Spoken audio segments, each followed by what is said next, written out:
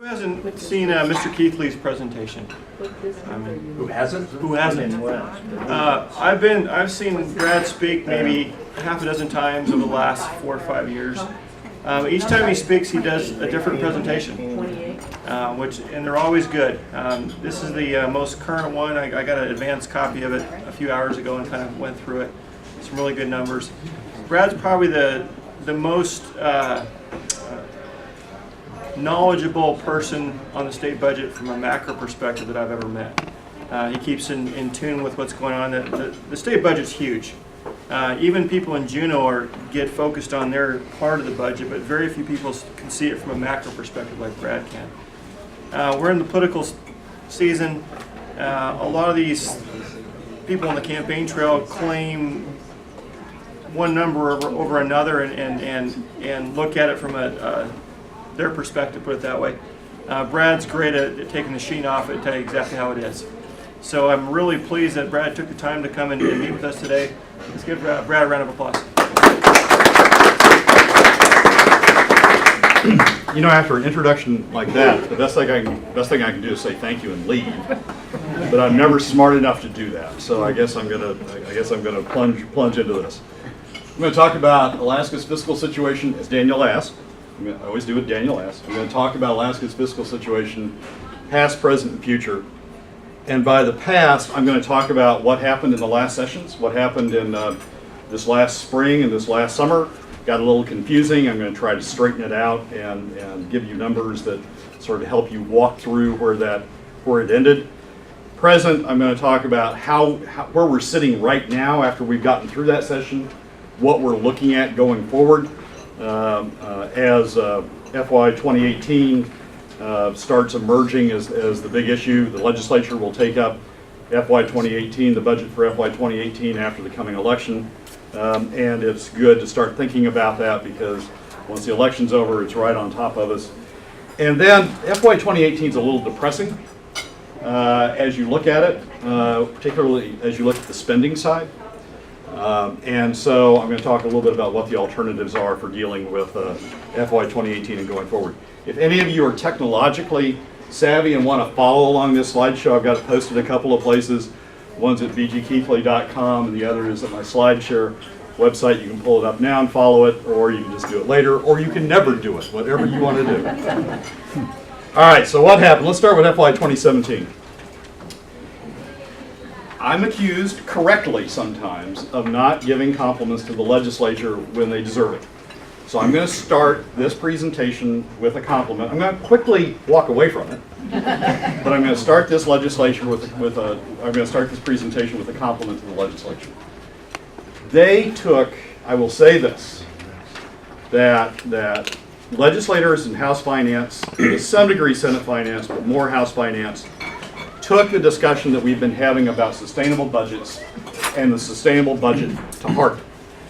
And they tried to, or they geared their discussions to trying to come in within what the sustainable budget number was. They went so far as to sort of cheat at it, and I'll talk about why in a moment, but they tried hard to come in to what the sustainable budget was. And the sustainable budget number that we were talking about going into this legislative session was around $4.5 billion. I published a piece that said it was $4.3 billion at one point, piece and gave it a presentation to this body, in fact. And that became sort of the marker that they worked toward. So if you look at the budget sheets and look strictly at the columns they want you to look at, you will see a budget that has an operating budget of $4.26 billion and a capital budget of essentially 90 million, maybe 100 million, it depends upon how you round the fourth digit or so, for a budget of about 4.35 billion. And that's what they will tell you the budget is. They will point you to those columns, and that's what they will tell you the budget is. So congratulations to them for focusing on the right number and trying to get within that number. Now, having said that, they didn't do it. And the reason they didn't do it is because there was a whole lot of other gimmicks going on, and Representative Gaddis is nodding her head, let that note for the record. There were a whole lot of other gimmicks going on around this budget where they were stuffing money, stuffing spending, and not admitting it was part of FY 2017 spending. So if you go through the numbers, not the columns they want you to look at, but other columns, if you go through the numbers, there's a column called 2016 new legislation, which basically is an attempt to run a bunch of money in FY 2016 that's really paying for FY 2017 spending when they were putting the budget together. That's basically oil and gas tax credits, 430 million of oil and gas tax credits.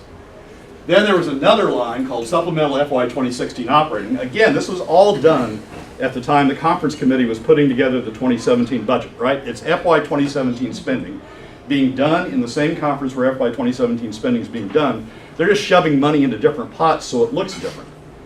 So there's a column called FY 2016 operating supplemental that's 90 million. Then they took 90 million out of PERS and TERS. No, they took 90 million out of the higher education fund, the Alaska Higher Education Fund, which is meant to fund scholarships. They took that 90 million and funded a portion of PERS and TERS with it. PERS and TERS, the retirement plans, the state retirement plans, are normally funded out of UGF. They've been funded out of UGF for every year that you go back forever. That's how you fund PERS and TERS. But they took 90 million out of the Alaska Higher Education Fund, and there's Mark Newman's written a long piece about why they did this. None of it's convincing, but they took 90 million out of PERS and TERS and said, or 90 million out of the Higher Education Fund and funded PERS and TERS. Then they didn't fund oil and gas tax credits in FY 2017. During the discussion, during the spring discussion, everybody said it was about 770 million. The administration said it, the legislature said it, House said it, Senate said it, all 770 million. They had 30 million in here. They have 430 million here, so that's 460 million. They just didn't fund 310 million. And basically, the discussion at the legislature was, we'll do that in January when we get back in the supplemental. So nobody will know that it's FY 2017 spending. We'll do it when we get back. We'll do it when we're talking about the FY 2018 budget. So when you add all those up, what they said they spent, the two columns they wanted you to look at, plus what they stuffed in 2016 for oil and gas tax credits, plus the supplemental that they stuffed in 2016, plus the adjustments that they took out of the Alaska Higher Education Fund, plus the remaining oil and gas tax credits that they didn't fund, the actual spending that they contemplated, the legislature contemplated for the operating budget was 5.18 billion. They didn't change capital, so that's still 90 million, for total spending of 5.27 billion. So when you get into a debate or a discussion with somebody that says, hey, we only spent 4.3 billion, look at us, aren't we good? Look at these columns, they say 4.3 billion. That's the sustainable budget number.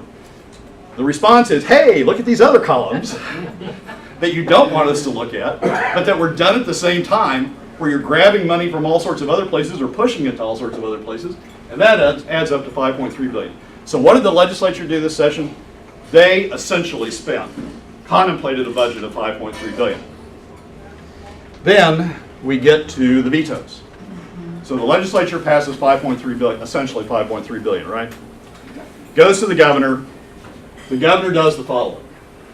The governor vetoes 430 million, and this is unrestricted general fund. So there's a PFD veto we'll talk about after a bit, but this is unrestricted general fund. This is normally the money you talk about when you talk about government spending.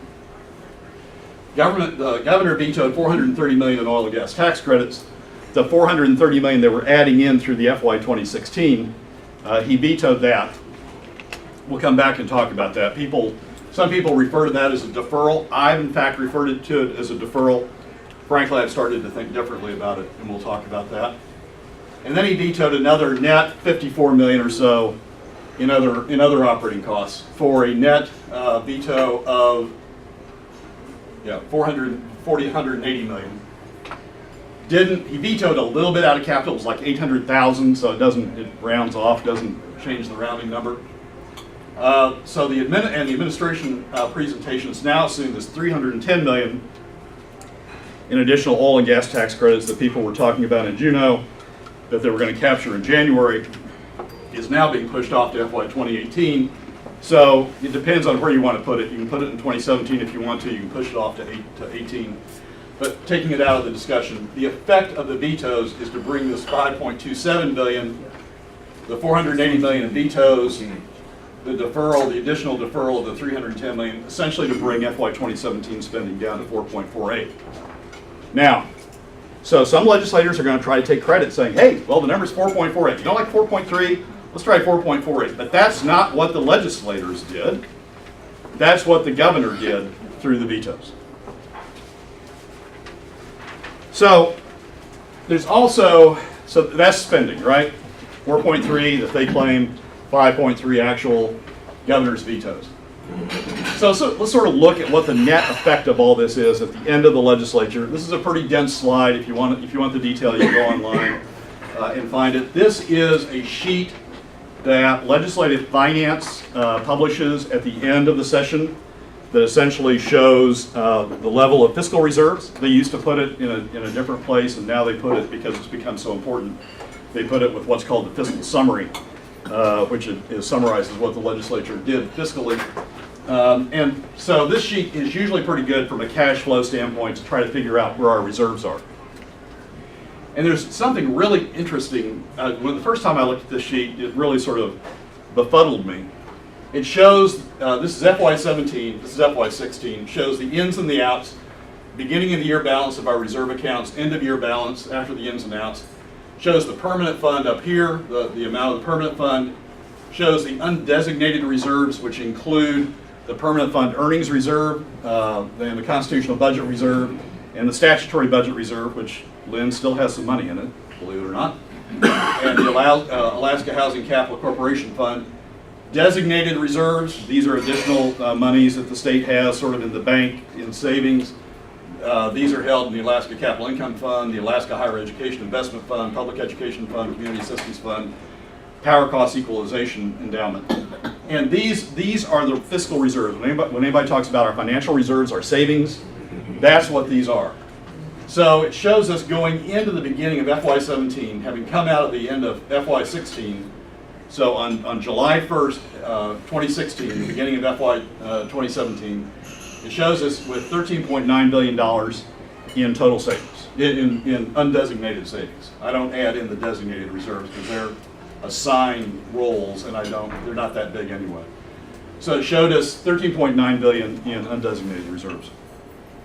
That's the constitutional budget reserve, statutory budget reserve, permanent fund earnings reserve, and $21 million in the Housing Capital Corporation Fund, which really doesn't amount to much.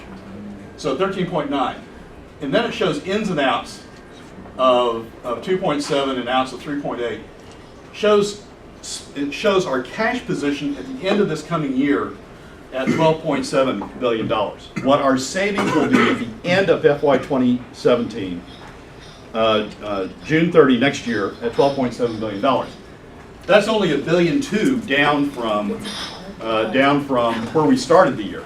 And what's going on with that is the earnings reserve, the earnings from the permanent fund, which are not in the permanent fund. Their earnings are separate, available for general appropriation. The earnings are estimated at like $2.6 billion, the earnings from the permanent fund. So yes, we're spending a lot of money. Yes, we have a deficiency. But between the governor's vetoes that took actual spending down to 4.3, 4.4 or so, and the earnings reserve and the earnings off the permanent fund, our actual cash position at the end of FY 2017 is not going to be that bad. It's about $12.7 billion, which is pretty good in terms of spending. So when the governor says, "Oh, we're going to be out of savings in 2 or 3 years," not true. I mean, you look at this number. That's $12.7 billion. Now, it's not perfect. What really is going on here is there are a couple of things that kept our cash position higher. One is the effect of the PFD veto. So we don't have another $650 million going out in permanent fund dividends to citizens this coming year. That's going to be retained in savings. So improve the cash position. It improves the cash position by about $650 million. And then deferred oil credits, if we're not going to pay those deferred oil credits. I mean, the governor vetoed the $430 million. The $310 million hasn't been appropriated. So the only oil credits that are now are projected to be paid is about 30 million. If we're not going to pay the 740 million in other oil tax credits, then that's not cash going out the door. It's cash sitting inside the door. If we had a full PFD, so adjusting that for these two things, if we'd had a full PFD instead of the veto, and if we paid the oil tax credits this year, our cash position at the end of the year would be about $11.5 billion as opposed to 12.7. Now that's a bit of a drop.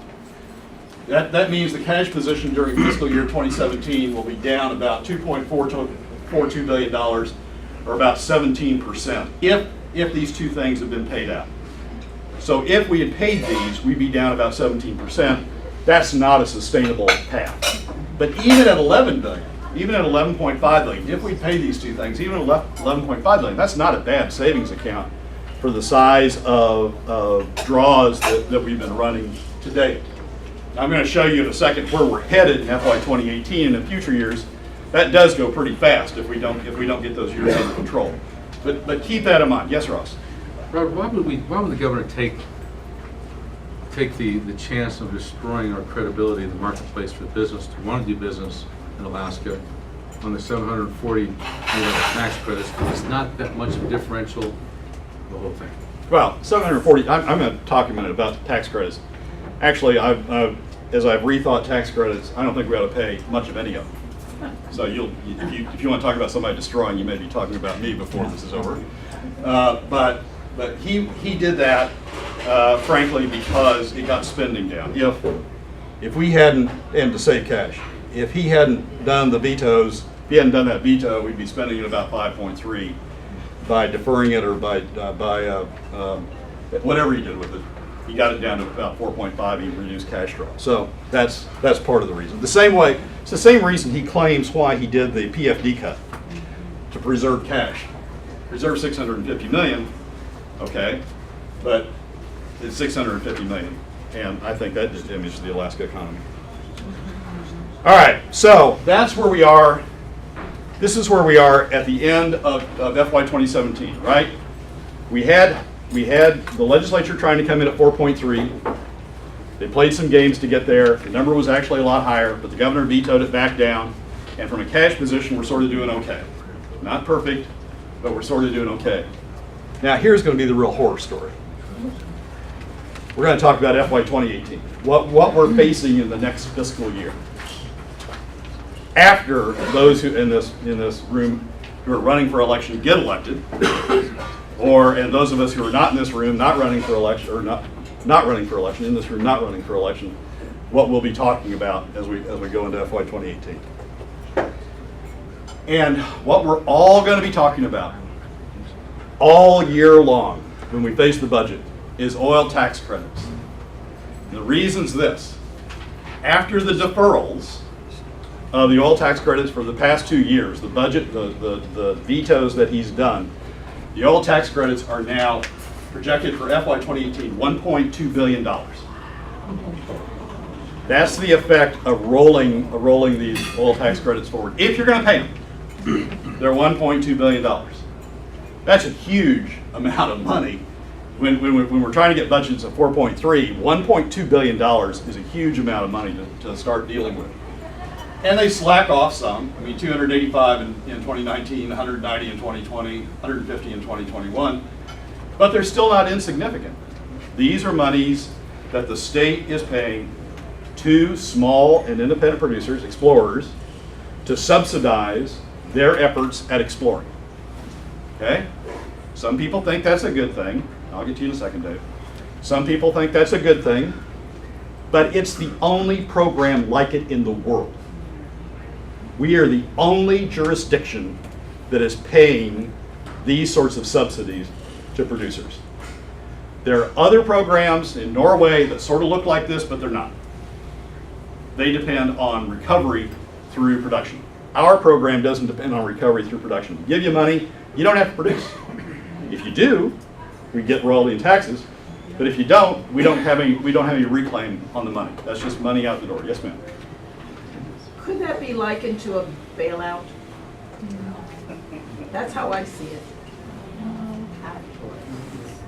So TARP, huh? A bail-in. No. It is, It's a subsidy. so I'll talk a second about that. Let me talk about a second about that. So oil tax credits are but under Palin, grew substantially. And the theory was this. The theory was, we've got and remember Palin's mindset, right? Small producers good, big producers bad. Remember Palin's famous quote to Exxon, don't let the door hit you on your way out. So it began in the Palin administration, going full force in the Palin administration, under the theory that we needed small producers up here, and one of the ways we were going to get them up here was to subsidize them, have this program. The program has gone through various gyrations over time. It got expanded in the Cook Inlet when we were talking about the potential that the Cook Inlet was going to run short of gas, and we expanded the subsidies so we could expand activity in the Cook Inlet. That's sort of been contracted, but it's always been about bringing people up here to engage in activities that they might not otherwise engage in. If you listen to it from the producer's standpoint, it's, you got us up here under these pretenses. You told us you're going to subsidize our activities. We came up here to do it. This is the bill. I'm sorry you keep vetoing it and deferring it, and it gets bigger and bigger, but this is the bill. It's time to pay it. That's the story the producers would tell you. I'm going to tell you a slightly different story here in a minute by looking at the statute. Yes, David? Okay. We've had this discussion at Commonwealth North a few times, as well. I don't recall it, I do. but go ahead. Seriously. What you're leaving out, I even got the presentation by Mr. Wilenkowski and the resource development, that from those tax credits for buying pumps, equipment, and drilling wells, we've gotten over 60 billion in stuff. That is so wrong. It can't be more wrong if you tried to make it wrong. Will you an arm wrestle over it? No, you're just wrong. I mean, you're just absolutely, completely wrong. What David's referring to is that in a given period of time, we've gotten $60 billion of revenue from the oil industry. Pick a date, 2007. I think it's 2007 we pick it from. That's oil, that's royalties and production taxes, right? That's not from these subsidies. That's not from wells drilled by these subsidies. It's not cause and effect. It's not that, okay, I got the subsidy, went out and drilled the well, and I gave you $60 billion as a result. That $60 billion comes from Exxon, Conoco, and BP, and a little bit from Hillcorp. That's it. That's who it came from. They didn't get subsidies. That's not what this program's geared to. This program's geared to Great Bear, who's drilled some wells, spent a lot of money, drilled some wells, not produced 1 inch of oil. It's geared to Brooks Range, drilled a lot of wells, spent a lot of money, not yet produced 1 inch of oil. Now, there are some successes. E&I on the North Slope did develop a field, but if you go back and you look at, if you track the revenues that were produced from that investment, from this investment, from the $6 billion, $5 billion, $6 billion or so we've spent on this, if you go back and track the revenues, it hasn't even paid back the money, much less produced a return. 2/3, the state did an analysis of it, 2/3 of the money has resulted in wells. 1/3 of the money hasn't even resulted in wells, of the $4 to $6 billion that's been paid so far. So yeah, I'll wrestle you on that, Dave. Okay. Yes? So one of the difficulties in going back and tracking and seeing what the credits produced is that you can't determine which companies accepted credits and what they paid after. One of the only ones that's been able to do that with is ones that are publicly required to disclose it, like Miller Energy, that received like $90 million in credits in mid-year. How do you suggest that without that tracking that you could go and look and find those numbers, and what are you basing that estimate on? You can go back, well, you can't, so these are taxes, right? And these are tax credits. And under Alaska law, tax credits are non-public. They're confidential unless a company chooses to disclose them, right? No company, other than Cosmopolitan, no company has chosen to disclose the amount of tax credits they got and shown the return for it. Cosmopolitan is starting to produce, has produced a little bit, And they've chosen to disclose the tax credits and chosen to identify the return they've got. And no other company's done that. Miller Energy did. Miller had to in the bankruptcy, but they didn't choose to. They had to as part of the bankruptcy. If this was such a great program, you would think Ayoga or somebody would go out and aggregate the numbers in a non-disclosable fashion, a non-individual fashion, and show what kind of the return is. But they don't. And why haven't they? When you go back through and track what's going on with these projects that are new startup projects, where you go back and go through and track through what's going on with these projects, there's not production coming from these projects. Large number of these projects. Yes, Ryan? Is that because it takes so long to drill, or is it eventually, hopefully, in theory, that 2-3 years down the road, when they actually do strike oil or whatnot, that's when it starts to be beneficial to the state, or? Yeah, so that's the storyline. Eventually, hopefully, maybe, we'll have some revenues. But here's the deal, right? So what could we have done with this $4 to $6 billion in credits if we'd not put it into the credit program? It would have stayed essentially in the permanent fund. It would have been invested by the permanent fund. It would have produced returns, right? So you can track those returns. You can say, this, if we hadn't done this, we would have gotten these returns, right? would have spent it. And you can, huh? That's the scary part. Yeah, I know it. Yeah. I'm not sure we would. Sorry, Lynn. We could have tracked those returns. We're trying to spend it now. Would have tracked those returns. You can track those returns and say, this is what we would have gotten out of that money, right? This is what we would have gotten in return on investment. So when you look at any investor in this room, right? When you look at an investment, when you got two stockbrokers coming at you and they say, hey, invest with me. You look at one, he gives you a number, right? You look at the other and you say, okay, give me a number. Here's my baseline. Give me a number. If the other guy goes, I can't give you a number because it's all in the future. Okay, you're not really going to invest with him, are you? And here's the other thing, Ryan. Oil companies always have ROIs. Why do they always have ROIs? Because they have to go to somebody to get the money out of them, some private investor to get the money. So you have to show them what your projected ROI is. These guys aren't even showing projected ROIs because, frankly, they aren't very good. So we've got one stockbroker that says, hey, I'm investing in the permanent fund. Here's your return from that. Here's the money you would have gotten if we would have invested in the permanent fund. 6, 7.5%, 8% a year, right? Counting for inflation. And here's the other guy saying, well, I can't tell you what the number is because maybe, sort of, could be, maybe, possibly in the future, I'm going to have something to show you, but I can't tell you what it is right now. And then every once in a while, what these people will do is they'll step up and they say, hey, but Cosmopolitan, look at Cosmopolitan. Boy, we invested there and it's going to produce oil. That's like the stockbroker who comes to me and says, I realize I lost your money, but hey, I picked this one stock and it was really good. So, keep investing in me. That's what's going on here. We've got money in the bank by having investment through the permanent fund. We're investing in this program. Anyway, that's a long side note. It's a discussion we're going to continue to have over the next year. Yes, ma'am. Two quick questions. One is just, no, so none of this oil tax credits went to the majors? No. None of this money that we're talking about went to the majors.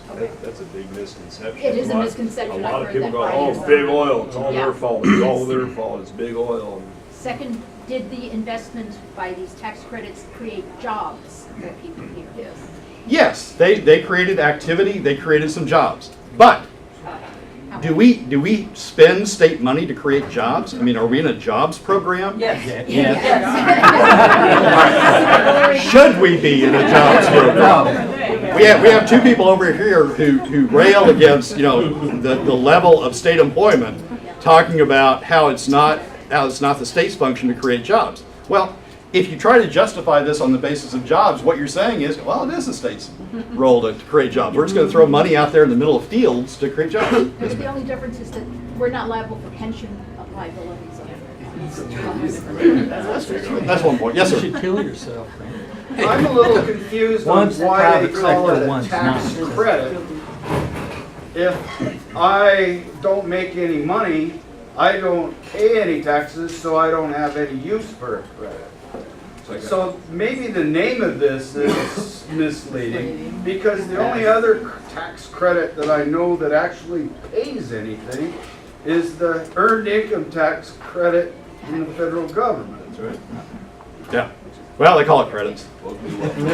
They call, but the film. So it's not a tax credit, it's just somebody gave some money away. It's a grant. It's the same, it's in the same vein as the film tax credit program. Remember the film tax credit program? We're gonna give you credits, which actually were checks at the treasury window. We're gonna give you credits to go produce films. Well, we're giving them checks to go produce, spend money to try to find oil. William? Yes, Brad, in lieu of the state law that keeps this information private unless the companies voluntarily disclose, could we not request or demand or subpoena this information from the Department of Revenue and the Department of Natural Resources in terms of the specific oil sites, in terms of their production and their actual production? Nope. Can you get that? Because the law says it's private. Just like they can't subpoena the IRS for your tax records, or for mine, or for Sharon's. They After a can't. couple of years, isn't there a thing in the law where after a few years, then they disclose the information? Could be. On the credits? Could be. All right, I'm gonna move on here. So what's the impact of oil credits? And this is why I think we're going to be talking about this issue a lot this coming year. If we assume, so let's take Representative Newman and others at their word that they got us down to 4.3, and that's where we are, right? Let's sort of assume that the beginning number that they said they got us to 4.3 is the right number, that all this other stuff was one-time stuff, the governor's vetoed it, it's all gone away, and let's say that we've now got a base budget that's 4.3, right? Well, that's 4.3 with $30 million of oil tax credits in it. So to pay out the $1.2 billion in oil tax credits that the administration says is coming due in 2018, that sends what otherwise would be a $4.3 billion budget to a $5.5 billion budget. That's what, if any of you are elected, that's what you're facing when you go to Juneau. You're not facing, oh boy, I get a $4.3 billion budget, isn't that nice they did that for me. You're facing a $5.5 billion budget because of these oil tax credits. And then it goes down. 4.4, so this number is based on starting at 4.3 and then adjusting for inflation and population growth. Inflation and population growth. So at about 2.5%, which is basically what Goldsmith uses in his model. So 4.3 adjusted for inflation and population growth is 4.41, 4.52 on up. The oil tax credits, when you add the oil tax credits to it, we never get back down to even 4.75. We're always running at a higher budget number going forward. And this is infinity, right? This is where the oil tax credits go. There's no termination date. Once you plateau out at about 150 million, they don't change. And so you're looking at that adder on the budget going forward. That is, you got two choices at that point, right? You either do something about this column, or you got to start doing something about this column to get you back inside a sustainable budget. You got to drop other spending in order to make room for that additional money that's piling on top of it. So that means you got to go harder at K through 12. You got to go harder at Medicaid. You got to go harder at the university. You got to go harder at the other categories of spending to make enough room to be able to absorb that into the base sustainable spending level. That's a huge number. We're going to spend a lot of time talking about that this coming session. All right, so what does that do to our cash flow situation? Let's go back to our 12.77. That's the financial reserves we have at the end of fiscal year 2017 based on current projections. And this is sort of preserving the status quo going forward, if these revenue numbers are right, these are the administration's revenue numbers, they're wrong, we'll talk about that in a bit, but they're not wrong by a huge factor. These are the revenue numbers. This is the spending number that we just did, the 4.3 plus the oil tax credits. These are the deficit numbers that we're talking about over the next 5 years, if we keep the status quo, and if we keep the oil tax credits where we are.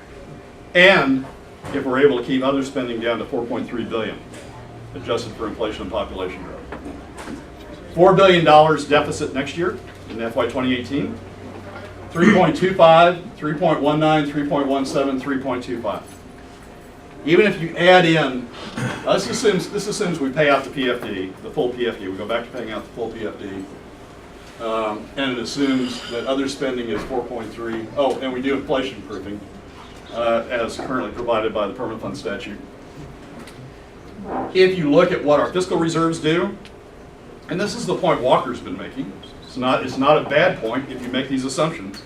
If you make the assumption that we stay on status quo, if you look at what these deficits do, adding in all tax credits, we run out of cash. This is even adding back in the revenue we're getting from the earnings reserve as we go along. We run out of cash by FY 2022. Yes, Ross? Real quick, I made a point earlier regarding Seton and the budget, 1.72 billion before Medicaid expansion.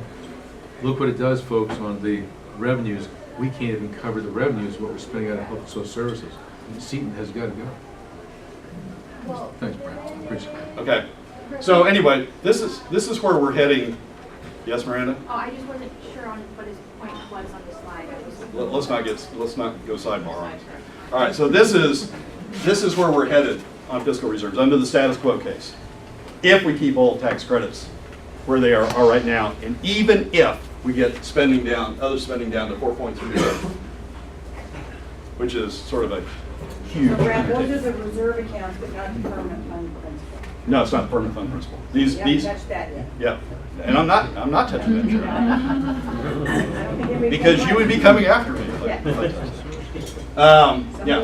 So this is what Walker's talking about, and he's right about this. If we stay on the status quo, we run out of money. This is what the dividends are paid from. The reserves, the reserves are what the dividends paid from. We run out of money. We don't have enough to cover it. So, as we approach FY 2018, I told you it was going to get worse, right? As we approach FY 2018, this is what we're facing. The oil tax credit bill coming due, adding that to 4.3, this is what we're facing. That's the life we're facing. All right, so what are the alternatives? What can we do that doesn't end us in that hole? And I'm going to suggest two things. The first is a little bit of, I think this is right, Back to the Future. I've spent a lot of time over the last year reading almost everything Jay Hammond ever did. Reading his speeches, reading his books, trying to understand what was in the guy's mind at the time he did the permanent fund and what was in his mind at the time they did the permanent fund dividend, the statute in the early 1980s, to start dividending out half the money. There's a great, almost a pamphlet, it's not really a book. If you haven't read it, you need to. It's called Diapering the Devil. Just go to Google Diapering the Devil, it will show up. It's a PFD. It takes, what, Miranda? 2 hours to read? 3 hours? 1 hour. 1 hour. 1 hour with kids to read, right? Almost 2 hours. 2 hours, all right. All right, so that book is the best summation that I found of what was in Hammond's mind. And this is what he said about permanent fund earnings, the permanent fund earnings. I wanted to transform, that's what I said about the permanent fund and the earnings. I wanted to transform oil wells pumping for a finite period into money wells pumping money for infinity. So he took money, that's the creation of the permanent fund, right? Taking a portion of the revenues that are coming out of the permanent fund, putting it into, or coming out of oil, putting it into the permanent fund and creating these money wells. And then once the money wells were pumping, each year 1/2 of the account's earnings, this is the permanent fund earnings we're talking about, would be dispersed among Alaska residents. The other half of the earnings could be used for essential government services. The permanent fund dividend looks a lot like that. The statute that was finally passed has some tweaks to it. Inflation proofing creates problems that we'll talk about in a second. But it sort of looks like that. It sort of looks like the creation of 1/2 of the earnings would be dispersed among Alaskans in the dividend. That's the fundamental basis of how the permanent fund dividend is structured. What we've never touched is the other half that Jay always said would be used for essential government services. That is the money that Hammond had envisioned we would go to when oil was no longer sufficient to run the economy. Not a raid on the permanent fund dividend. He has something else to say about that I'll talk about in a moment. But to use the other half. Of the permanent fund earnings as the basis for funding government. There's a way to do that. You need a steady rate of earnings withdrawal so you don't upset how the permanent fund corporation invests. So you need to set some sort of standard of, we're going to take this money each year, so the Permanent Fund Corporation knows you're going to take that amount of money each year. You're going to take a certain percentage each year and take it into earnings and then divide it between the dividend and essential government services. If you set the withdrawal return before inflation, about 5% is what the Permanent Fund Corporation uses. You can discontinue separate inflation proofing because you're self-inflation proofing at that point. You're getting a higher return that's including an inflation component. By only paying out 5%, you're retaining that additional amount in the permanent fund and self-inflation proofing, so you can take out the whole inflation proofing mechanism. And then you need to go in and make sure that once you've done that, that you've got the split between 50% for the dividends and 50% for government. So that's component one of what I'm telling you the alternative, suggesting an alternative is. Can that be done by the legislature, or is that? Yes, that can be done by the legislature. You go into the permanent fund dividend statute and you rewire it a little bit. You take out the inflation proofing component. But it's back to the future, right? You go back to what Jay originally intended, a 50-50 split between citizens and government. Yes, Miranda? I was gonna say, and that can be done through a simple majority vote on the floor if you choose. correct? Yes. Okay. All right, so what's the second thing that has to be done? This is where David and Ross may come unglued again. And I get to arm wrestle David. You're all ready for that, right? All right, so what's the other thing on what can be done? Oil credits, folks, they're just a problem. They're just a problem. They've grown to a size. What really happened, this is amazing, as oil prices went down in the world and investment opportunities elsewhere in the world looked pretty damn crappy because oil was no longer producing $100 a barrel, you can see investment funds coming into Alaska and investing additional amounts in Alaska. Why? Because 75 to 85% was subsidized by the state. So as oil prices went down, we got more investment and we racked up more oil tax credits. Nobody expected the oil tax credit program to do this. Nobody expected it to have these numbers. But it's had it because oil prices went down in the world and Alaska became the place to go to for this money. Oil tax credits at their height were 75 to 85% of spending, right? So you come in, you put it 15% down, 25% down, sort of like going to Vegas, 15% down, 25% down. The state paid the rest. If you found something, it's all yours. You didn't have to share it with the state. You owned 100% of it.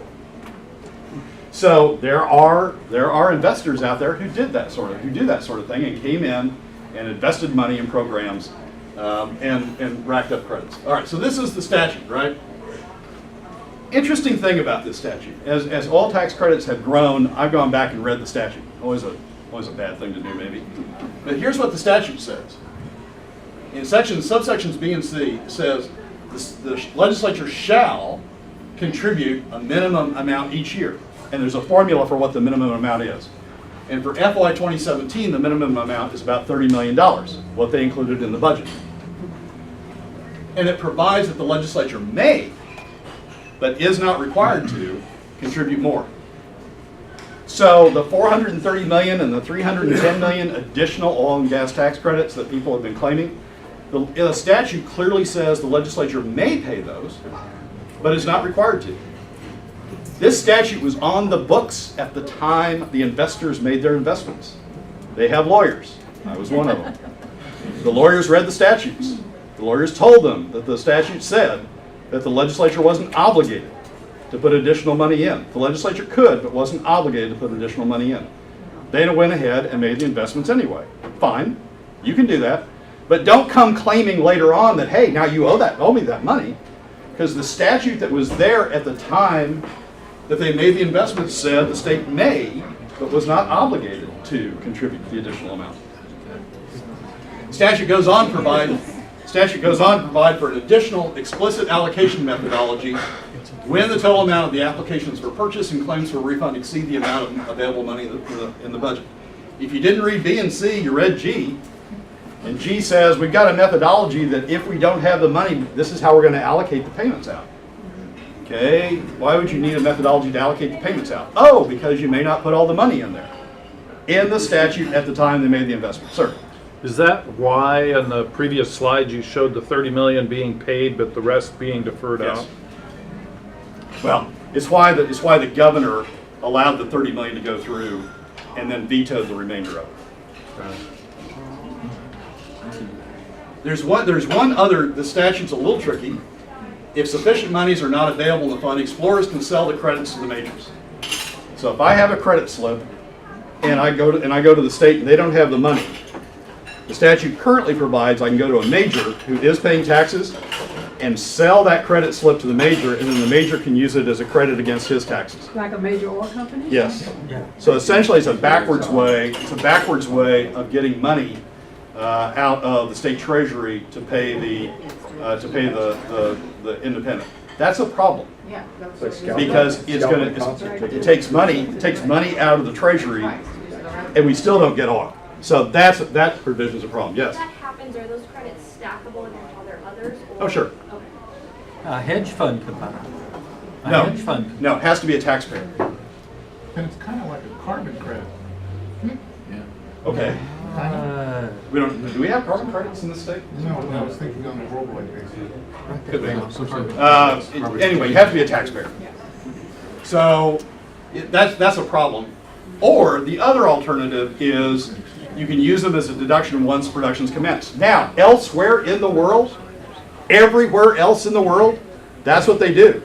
They say, here, if you invest, you have a credit buildup, and when you finally get to production, then you can take that credit against the taxes that are otherwise due.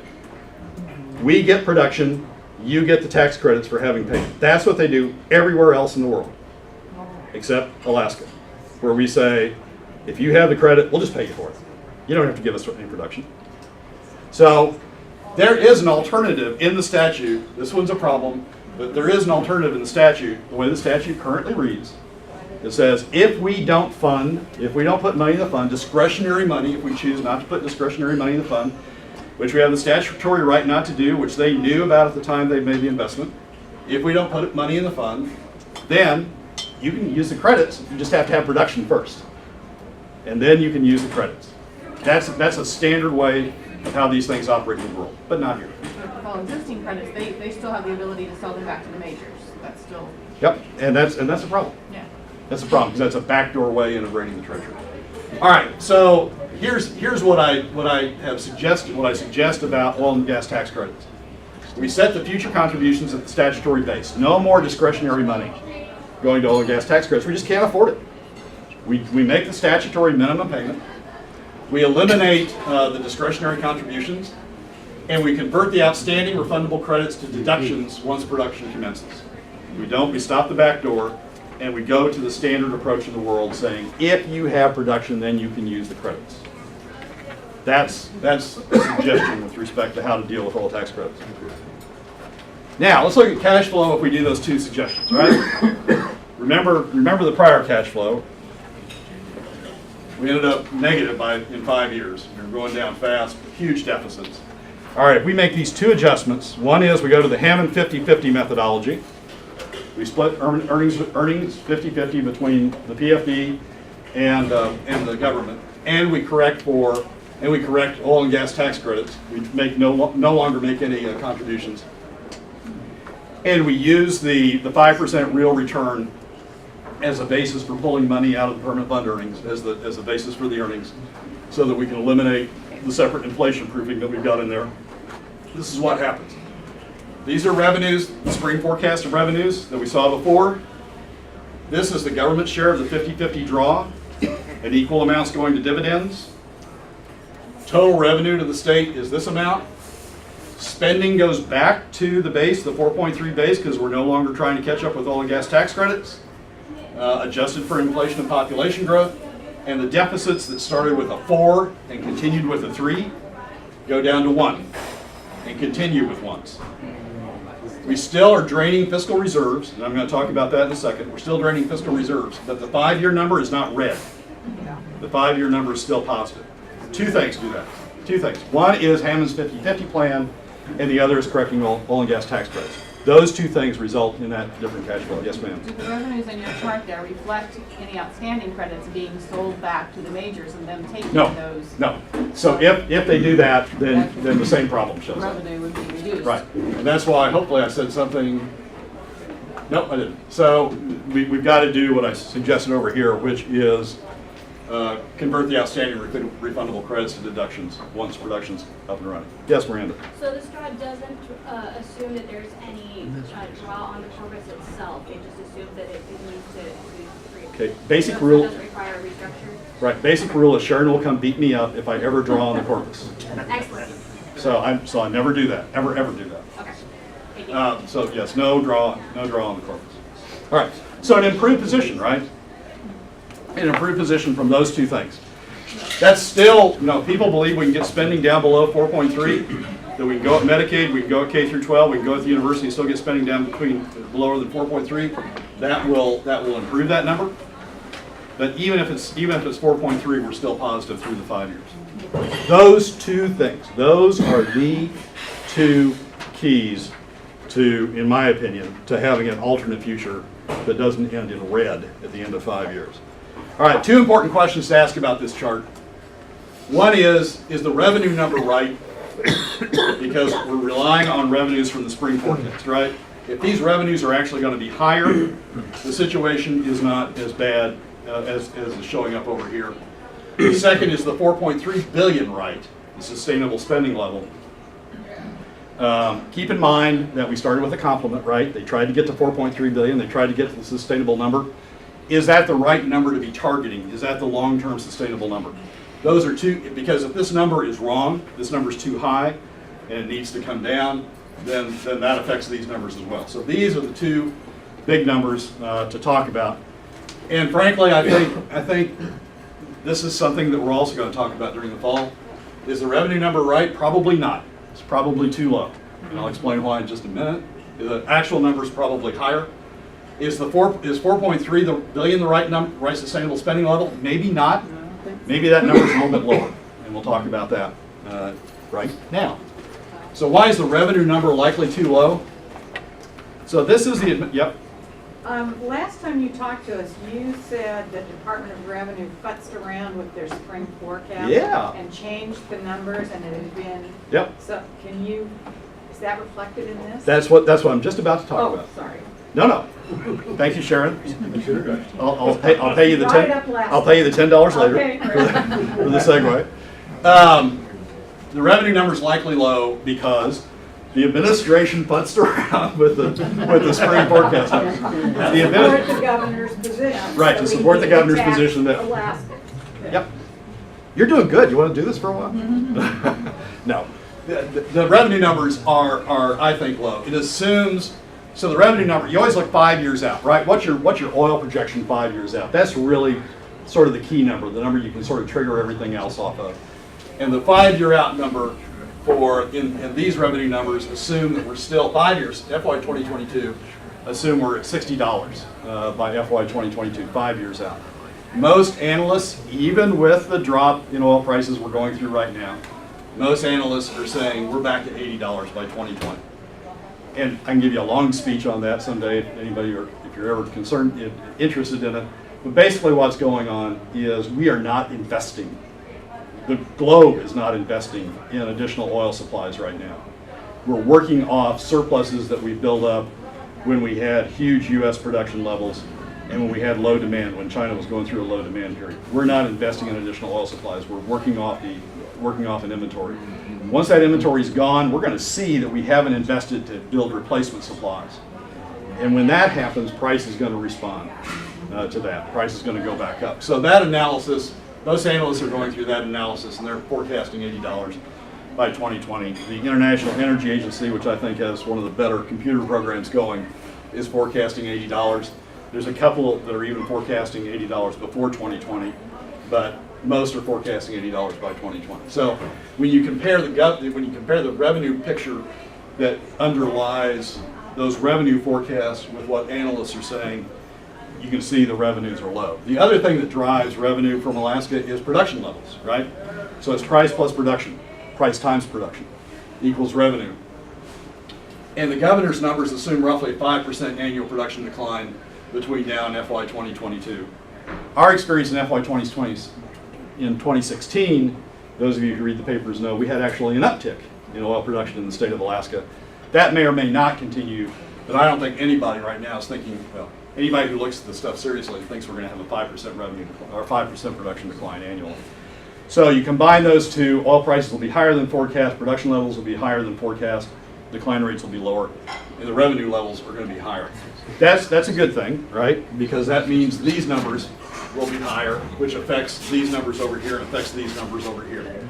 So before we panic too much, we really need to get a better feel for what the revenue numbers are. That's one key. Second key is the sustainable spending number. The 4.3 billion that we've been using may be a little bit high. There's two things that factor in that. One is the 4.3 billion assumes an AK LNG startup by the mid-2020s. That's a fairly substantial piece of that. If you assume that AK LNG is not going to start up by the mid-2020s, that number is too high and needs to come down. Depending upon how you want to risk discount AK LNG, it may come down by quite a bit. But it's offset to some degree if we adopt Hammond's 50-50. Scott Goldsmith, who's the genius behind the 4.3 billion sustainable number, behind the sustainable spending number, always assumed that we would keep inflation proofing in place. And so a portion of the money went to dividends, a portion went to inflation proofing, and then the remainder was left over to go into the formula. If we're able to do away with inflation proofing by going to a real rate of return draw from the permanent fund, then the number goes up. That 50-50 split brings the number up that's coming into will come into the state. And that brings the 4.3 billion up. So between these two, the 4.3 may be a little bit high, but probably not hugely high. It's, the number that will run this fall will probably be somewhere in the 4 to 4.3 billion range. Both need to be worked in the run-up. One of the things that and this again, for those of you who are elected, one of the things the legislature really never delves into are the numbers, the revenue numbers. They pretty much assume whatever the administration brings forward. They have hearings on them, but they never really challenge those numbers. They never really get other experts to come in and talk about the numbers, which leaves them exposed to the gaming that Sharon was just talking about, which is if the administration wants to paint a bad picture, all you do is you go out and run a bunch of low revenue numbers and all of a sudden we got a bad picture. So my suggestion, if I were doing this, I'm not, because I'm not running, you all are, but if I were doing this, I would dig into the revenue numbers. I'd dig into these two numbers. This number certainly, which is a key number in giving what our future is. Before you start cutting PFDs, before you start implementing taxes, you really need to know what the real revenue number is, and not be gamed on the revenue number, because that's driving this number and it's driving what you think you need to do about taxes. And then the sustainable budget number. If the legislature is going to continue using, and I hope they do, the sustainable budget number is sort of the baseline for what they're doing, we need to have a good number on that, and we certainly need to delve into it. All right. Well, this is sort of a summary of that. Why are good numbers important? Why good answers are important? Well, why good numbers are important. If you overproject, you spend too much. If you say all prices are going to be $100, you go out and spend a hell of a lot of money that you end up not having because oil prices didn't get to $100. Some people say, well, let's just use the most pessimistic number. Let's use the most conservative number. That's how we ought to budget. We ought to use the most conservative number and develop budgets off that, because then we'll know we're rock solid. Well, the problem with that is you get too pessimistic, and then you start saying things like, oh, we need to cut the PFD, or we need to have taxes, or we need to cut capital spending too much in response to having low revenue numbers. That's sort of what the governor played on when he did these revenue numbers, right? He came in with pessimistic revenue numbers, and they said, hey, we need to cut the PFD, we need to have taxes, we need to cut capital spending because we're going to have low revenue. So you want the right numbers. You want the best numbers. You don't want to be too high. Goldilocks, is that what I'm doing here now? You don't want to be too high, you don't want to be too low, you want to be just right. You want the best numbers for what you're projecting. You don't want to be pessimistic. This is the sustainable budget number under Scott's formula, and it's the number that I always look to, because it says we know that oil prices are going to go up, we know they're going to go down, we know they're going to go back up, we know they're going to go back down. Let's draw a number, let's draw a spending level that goes right through all that and keeps us on a steady state. Let's keep going on a steady number as opposed to following spending up and spending going down, spending going up and spending going down. So you use these numbers, you use the revenue number, you use the future projections of revenues to calculate that. That's why numbers are important. All right, summing up. Revenue side, my suggestions. FY 2018 is going to be horrible. We got that? Everybody understand that? Right, okay. This is what I think we ought to be thinking about. Implementing Hammond's 50-50 approach to setting the by reducing credits, oil and gas credits to the statutory-based funding levels and eliminating the discretionary contributions that we've been making and some people suggest we should continue making. Continue spending other spending and overall spending levels using the ICER sustainable budget approach. Again, a compliment, starting with a compliment. That's what House Finance said they were doing at the beginning of the year, and that was the 4.3 number they were driving at. They would have done that, we would have been better off, but continue that approach. And then numbers. I think all three of these are equally important. Get the revenues right, get the spending right, but we have to go in, the legislature has to go in my opinion, and look at the numbers, look at the revenue numbers. Just don't accept what the administration is saying. The thing that frustrates me most about David Teal, how many of you know who David Teal is, right? Yeah, okay, so David Teal is sort of the he's sort of the legislature's watchdog. The thing that frustrates me most, a lot of things frustrate me about David, but the thing that frustrates me the most is David starts every discussion with well, we've assumed the administration's revenue numbers in our calculations because we haven't looked separately at the revenue numbers, and so these are the numbers that we're using. Well, you're giving away the battlefield. You just gave the administration the battlefield when you use their revenue numbers. And if they decide to have low revenue numbers, you're going for PFD cuts and taxes. I mean, that's part of what motivated the Senate, right? They saw those low revenue numbers. Well, they were artificially low revenue numbers, but they didn't ask that question, at least publicly. They just accepted that was the administration. Sharon. So are you going to tell us where to go to get the numbers? Because we hired Janet Muir, we hired some international oil consulting firm, and they go to the Department of Revenue and get their numbers. Yeah. So there is the International Energy Agency. There is the Energy Information Administration, Federal Energy Information. There are two really good consulting companies that look at these things. Rystad is one of them. And you can take, I had that slide with me, hang on. Yeah, so I track crude numbers, projected numbers, and you can look at where the bunching's going on, you can look at their credibility, you can look at how they come at these numbers and decide what the right numbers are. It always amazes me that we need production numbers from Alaska that project our revenue. We can, so production numbers are a little bit different. But so it's a combination of two things: crude prices and production numbers, right? That's what our revenue is. They're right. doing our revenue. Right. And revenue does their own crude price predictions. We got all these people in the globe who are looking at these numbers. Revenue are coming up with their own. That's where you get the. So I got revenue on here, right? Spring, right? So this is the globe, right? This is all a snapshot in time. I think this is March when they did this, right? This is a snapshot in time of all of the global crude oil predictions. The spring Alaska forecast, this blue line. The low ball, right? That's price. That's price. They're just doing their own. Production we can probably, so production they've estimated 5% decline rate. We can have a discussion around whether we think it's 5% or 3% or 2%. And what difference that makes. You can look at how revenue came up with their production numbers. They will say themselves, Craig Richards was on the record in Senate something or other this year saying, well, those are low numbers about the production numbers. They go at them in a very super conservative way, in part so they don't ever overestimate. That was part of Parnell's problem, part of the Parnell administration's problem. They always overestimated. Now they've overcorrected in a way that they're just too conservative. So you can go into their methodology on the production numbers as well. But in terms of crude oil prices, it has always amazed me why we try to come up with our own crude oil prices. There are a lot of people in the world, very good people who do this, and a good way of coming at it.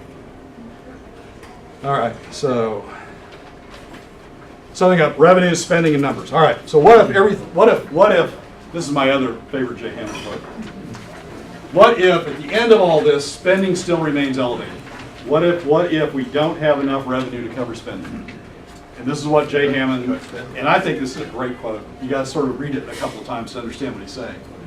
But basically what Hammond's saying in Diapering the Devil is, if spending's too high, if you don't have the money to pay for it, surgical budget cuts is step number one. Not rocket science, right? That's Jay's. Second is user fees and less regressive taxes than cutting the PFD. Let's leave dividends in the people's pockets so they can both better afford and to a degree elect whether or not to pay coming user fees and taxes. After all, the best therapy for containing malignant government growth is a diet forcing politicians to spend no more than that which they are willing and can explain to their constituents to tax. In other words, Jay, it was a summation, leave the goddamn PFD alone. And frankly, the ICER study, those of you who follow this stuff, ICER did a study about what the best fiscal tools were, the relative impact of the various fiscal tools. They did a study in March for the legislature. And the ICER study said cutting the PFD was the worst thing you could do for the overall Alaska economy. You took $1.40 out of the Alaska economy for every buck that you cut in the PFD. $1.40 for every buck. If you taxes, people say taxes are worse. They're not actually. Sales taxes were $1.30. Income taxes were $1.20. That was the impact on the. That's what you took out of the Alaska economy with taxes. Taxes are actually, from an economic standpoint, impact on the overall Alaska economy better for the overall Alaska economy than cutting the PFD. Put another way, cutting the PFD is the worst thing you can do to the overall economy. Jay knew it. Jay understood it even back then without a whole bunch of economists telling him. So for Sure. those people that are running for office here that may have not been at the last meeting, when you explained giving a buck to government generates what percent economic activity, was it 40 cents or 60? So it's 65 cents. So 65 cents. So Put a buck in your pocket and you get a buck $1.40. Right. Yes. Thank you. You really could do this. I will listen, I have quoted you on that so many times because giving money to the government does not help our All right, economy. so what Sharon's saying is, this was also in the ICER study, right? So they looked at various ways in which government money is spent. You take money out, or you got a buck in the government pocket, right? And the government spends it on something. Depends on what they spend it on. But if they spend it on capital spending and oil tax credits, going back to your comment about jobs, they look a lot the same. If government spends $1 on capital spending or $1 on oil tax credits, the amount that stays in Alaska is only 65 cents. Why is that? Because the rest of it's going immediately out of state for concrete, for goods and services, steel, hard goods that need to be bought in connection with construction or need to be bought in connection with oil and gas projects. 35 cents is going out of state. Only 65 cents of that buck that they've spent is staying inside the state. If they took that buck from me as a PFD cut, they said, instead of you getting the buck, we're going to give it to government, and only 65 cents is going to stay in the state. They gave that buck to me, $1.40 would stay in the state. By the time it quit knocking around, by the time I gave it to Ryan, and Ryan gave it to Bethany, and Bethany gave it to Sharon, and Sharon gave it to Miranda to pay for goods and services, it'd be $1.40. So what you're doing when you cut the PFD and say we're going to pay oil and gas tax credits or we're going to have capital spending instead, you're taking $1.40 out of the Alaska economy. You're only replacing it with 65 cents that stays in the Alaska economy. The rest of it's going outside. The difference by cutting, what do you cut? $650 million. That difference is about $500 million worth to the Alaska economy. The Alaska economy is poorer by $500 million for having cut the PFD and giving and spent it someplace else. So that's essentially what's going on here. Anyway, Jay's words, leave the PFD alone. Those are ICER's words, essentially ICER's analysis as well. To leave the PFD alone, we've got to do something about revenues. We've got to find a way to split the permanent fund earnings 50-50, keep the PFD in place, but use the other portion of the government as Jay always intended. We've got to get spending down. We've got to get spending on oil credits down. That is key. If we don't do that, FY 2018 is going to turn very, very bad. That's what I got. Anybody have any questions to follow up? One quick Ross. comment. Thank you. I recall a Commonwealth North one day when Scott was presenting to us. I think you were there. the Department of Revenue numbers were a lot higher, as I recall, 140, 150 out X amount of years. That was the Parnell administration. Yeah, but there were numbers we were working with that day, and I remember I asked the question of, that's absurd. I mean, how can we know that? And it kind of got muffled down. But our Scots here, I guess, well, he was using those. Now we're using the other entities and so forth on the average. What's your degree of confidence on this over? Oh, I would use, I mean, I make bets on it. I make investments based upon the International Energy Agency, Rystad, the Energy Information Administration. I mean, these guys look at it. They're not perfect. They're not always right. Sometimes they lag in spotting trends. But over the long term, over a span of 4 to 5 years, they're a lot better than anything else that I come across. And that's a pretty good range too. Yep. Miranda. Do you know how much money it would save the state if we eliminated the Department of Revenue portions for the forecasting, if we used the numbers from the other agencies we talked about, the revenue section? I don't. Do you know where I can find that? Maybe in the checkbook. It's not much. I mean, basically, you want to know how the Department of Revenue comes up with their revenue forecast? No, well, sort of. Comes up with their price forecast. Every October, it's not October yet, but every October, they get a bunch of people in a room at UAA, the Consortium Library, and they sort of go through 2 days of Delphi. Does anybody know what Delphi means?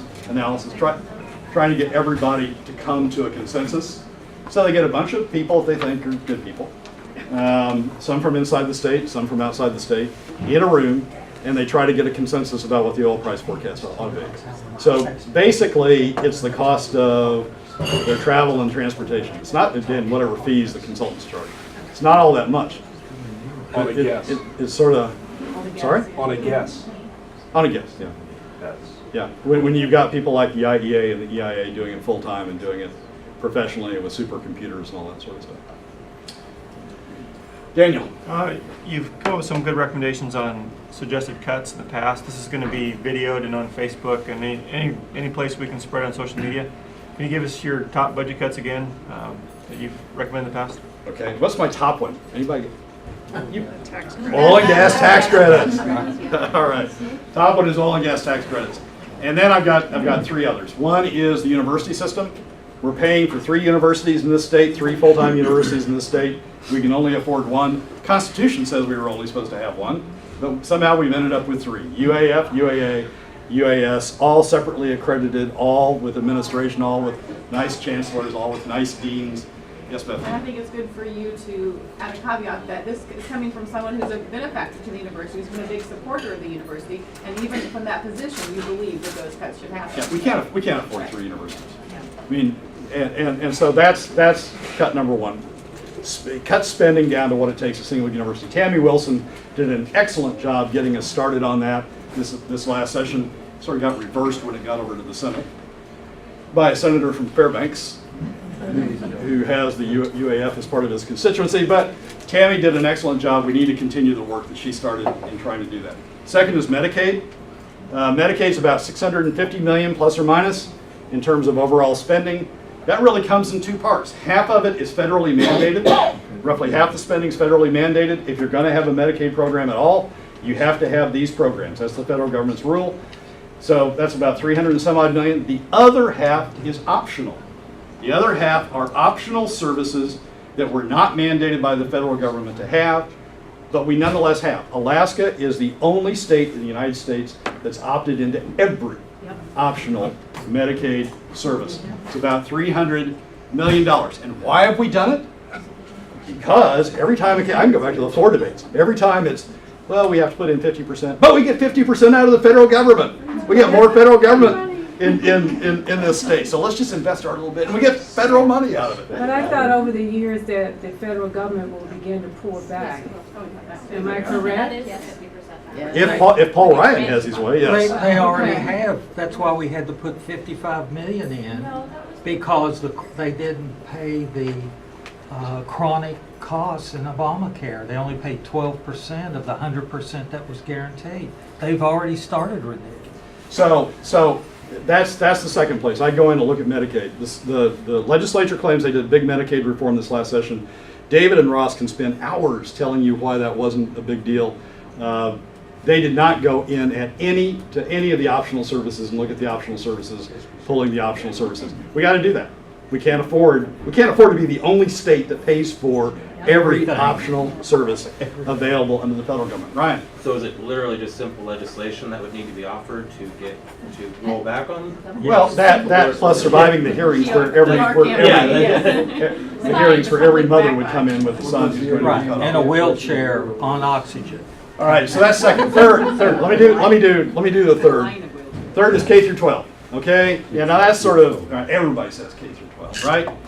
But under the chairmanship of Lynn Gaddis and Tammy Wilson a few years ago, we did a sustainable education budget analysis, and I think that we identified places in the K through 12 system that we can go in and cut. The base student allocation, the BSA, has not been looked at since Mike Hawker upped it in the late 2000s, 2008, 2009. It's not been reevaluated. Getting on toward a decade. We haven't looked at school consolidation, frankly, in a great fashion in this state. We're not talking about huge changes, but in a $1.4 billion budget, which is what education is, if you find 10%, that's $140 million. That's not loose change.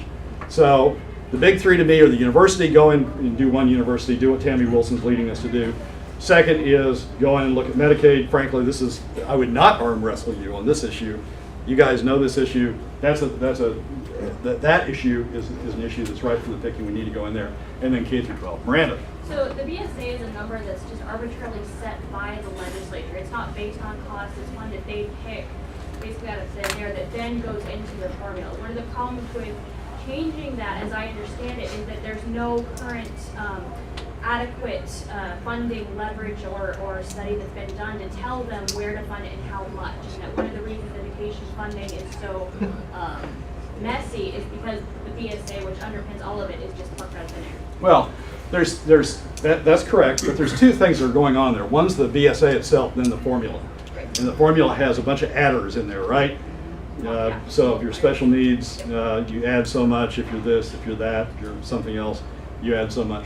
Those two factors together are what's driven the big increase. Yes, we haven't done a study, but yes, maybe we haven't had people who wanted to do the study in the right committee chairmanships.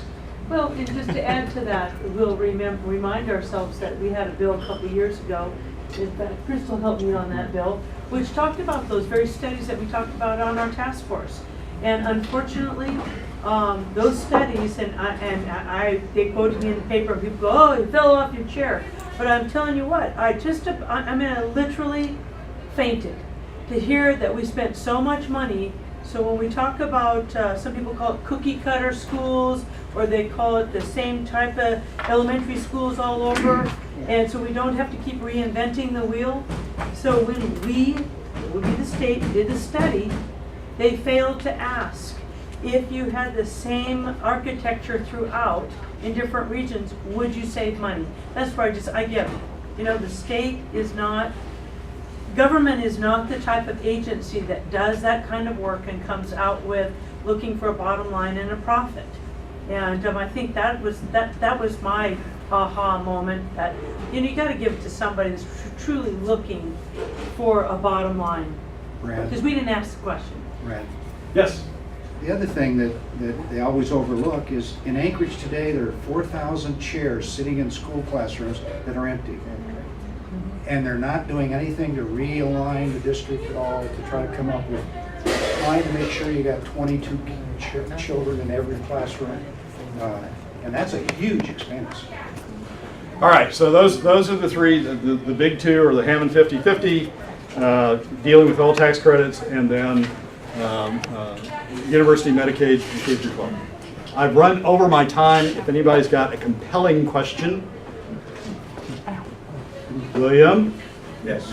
Just want to make sure our proposal here that if push comes to shove, and that 50/50 split for 5% allocation of PFD money before government does. you know, where we can build that into that legislation. Fair enough. Because again, Hammond says the only way we can control state government is the people keep their money.